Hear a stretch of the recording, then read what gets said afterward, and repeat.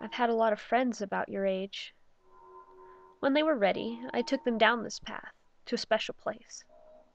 You aren't ready yet, but one day I hope to take you there. I returned to the house, wondering what kind of place lay beyond that trail.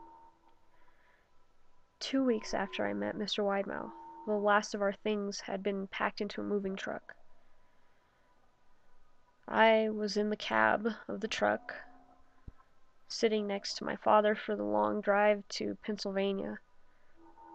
I considered telling Mr. Widemouth that I would be leaving, but even at 5 years old, I was beginning to suspect that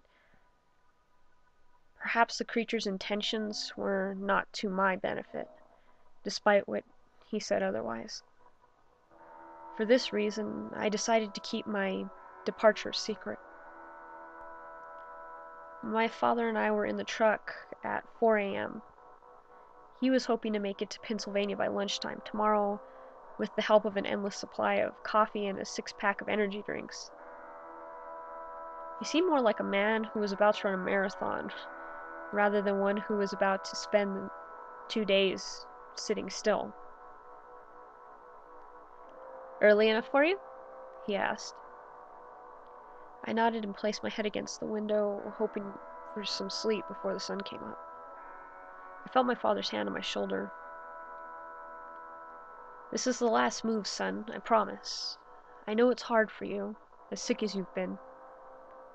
Once Daddy gets promoted, we can settle down and you can make friends.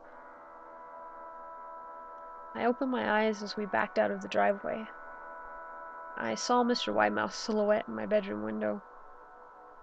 He stood motionless until the truck was about to turn onto the main road. He gave a pitiful little wave goodbye, steak knife in hand. I didn't wave back. Years later, I returned to New Vineyard. The piece of land our house stood upon was empty, except for the foundation, as the house had burned down a few years after my family left. Out of curiosity, I followed the deer trail that Mr. Widemouth had shown me. Part of me expected him to jump out from behind a tree and scare the living bejesus out of me, but I felt that Mr. Widemouth was gone, somehow tied to the house that no longer existed. The trail ended at the New Vineyard Memorial Cemetery. I noticed that many of the tombstones there belonged to children.